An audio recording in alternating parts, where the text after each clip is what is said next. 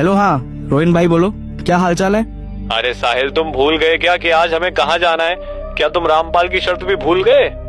क्या कहा तुमने? उस शर्त को सचमुच गंभीरता से ले लिया? ऐसा भी कौन करता है यार? रामपाल को अच्छी तरह पता है कि वहाँ कितना खतरा है, इसलिए उसने जानबूझकर तुम्हें फंसाने के लिए यह चाल चलाया।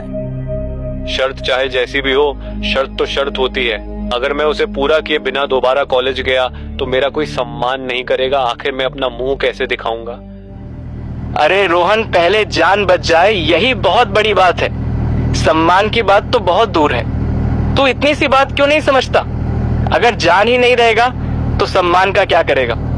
वह सब मैं नहीं जानता, तो तुम बस इतना बताओ, क्या तुम मेरे साथ चलोगे या नहीं? रोहिन, पहले तुम मुझे एक बात साफ साफ बताओ, तुम जो उस किले में जाने की बात कर रहे हो, क्या इसकी जानकारी तुम्हारे पिताजी को है? क्या तुमने उन्हें बताया है कि वहाँ कितना खतरा हो सकता है?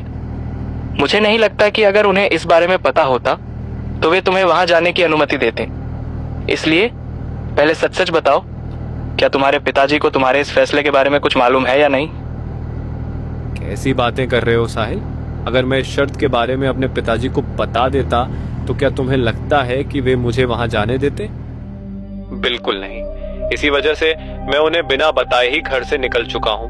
मैं अभी गाड़ी लेकर तुम्हारे पास आ रहा हूँ। अब पीछे हटने का कोई सवाल ही नहीं है। आखिर ये शर्त मैंने अकेले नहीं लगाई थी। जब वो शर्त लगी थी तब तुम भी वहां मौजूद थे, इसलिए अब तुम भी मेरे साथ चलोगे। और हाँ, ज्यादा चिंता करने की कोई जरूरत नहीं है। रास्ते के लिए मैं 4 चिल्ड बियर भी ले चुका हूँ। अगर किस्मत से वहां कोई भूत प्रेत मिल गया तो उसे भी एक बोतल पकड़ाकर दोस्त बना लेंगे। आखिर डरने से अच्छा है हंसते हंसते हालात का सामना किया जाए। अरे बेवकूफ, तू समझता क्यों नहीं है? वह कोई इंसान नहीं है जो तेरी बियर पीकर खुश हो जाएगा। वह भूत है, वह बियर नहीं खून पीता है। अगर सच में वहाँ कोई भूत हुआ तो वह हमारी बियर को हाथ भी नहीं लगाएगा। उल्टा कहीं ऐसा ना हो कि वह हम दोनों का ही खून पी जाए। इसलिए अभी भी समय है, इस पागलपन को छोड़ दे और वापस चला जा। तुम बस मुझे इतना बताओ कि तुम मेरे साथ चलोगे या नहीं। बाकी बातें बाद में कर लेना। मैं तुम्हारे घर पहुंचने ही वाला हूँ, इसलिए जल्दी से अपना फैसला बता दो। मेरे मम्मी पापा अभी घर पर नहीं हैं। दोनों नानी के घर गए हुए हैं, इसलिए मैं तुम्हारे साथ जाने के लिए तैयार हूँ। लेकिन अगर वे यहाँ होते तो यकीन मानो मुझे बिल्कुल भी जाने नहीं देते। इसी वजह से मैंने सोचा कि उनके आने से पहले ही ये काम निपटा लिया जाए। मगर एक बात ध्यान रखना, कल सुबह तक दोनों वापस आ जाएंगे, इसलिए हमें हर हाल में सुबह होने से पहले लौटना होगा, नहीं तो हम दोनों की अच्छी खासी खबर ली जाएगी। ठीक है, तुम अपने दरवाजे पर तैयार खड़े रहना। मैं बस कुछ ही मिनटों में वहां पहुंचने वाला हूँ। जैसे ही मैं पहुंचूंगा हम दोनों तुरंत निकल पड़ेंगे।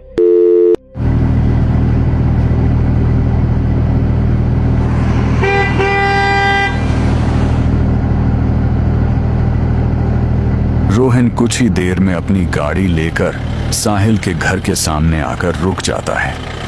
वहां पहुंचते ही वह लगातार तेज तेज हॉर्न बजाने लगता है ताकि साहिल को पता चल जाए कि वह आ चुका है।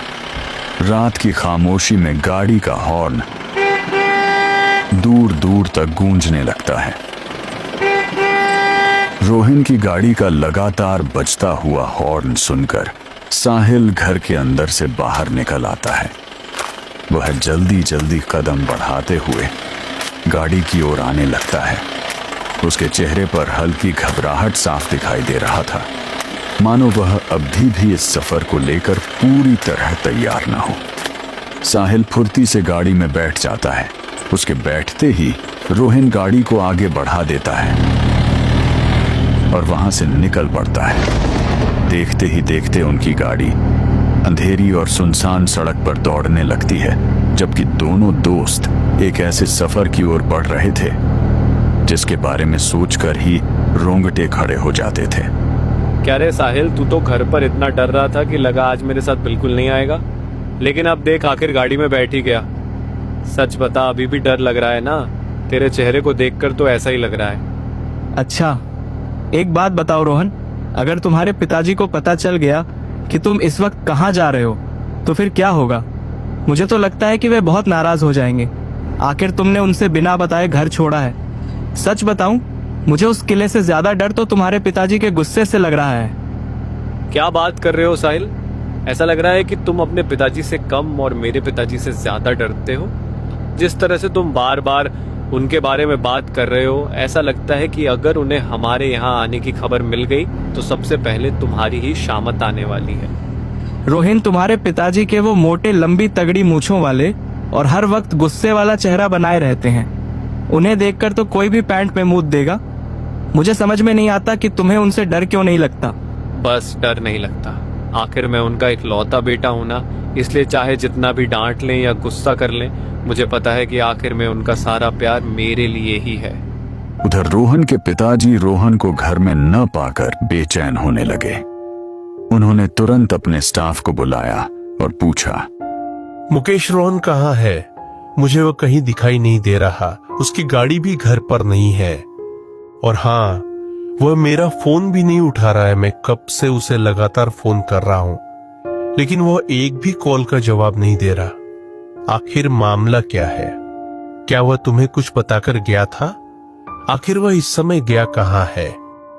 क्या बताऊं सेठ जी, मैं तो अभी अभी राइस मिल का हिसाब किताब देखकर वापस आया हूं।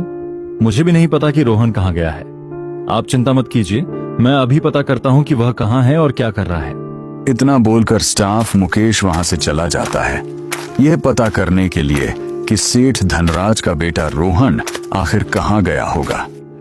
और इधर सेठ धनराज मन ही मन सोच रहा है कि आखिर रोहन कहाँ गया होगा। रोहन ने आज तक कभी ऐसा नहीं किया था। वह जब भी कहीं जाता मुझे जरूर बताकर जाता था। बिना बताए घर से निकल जाना उसकी आदत बिल्कुल नहीं थी।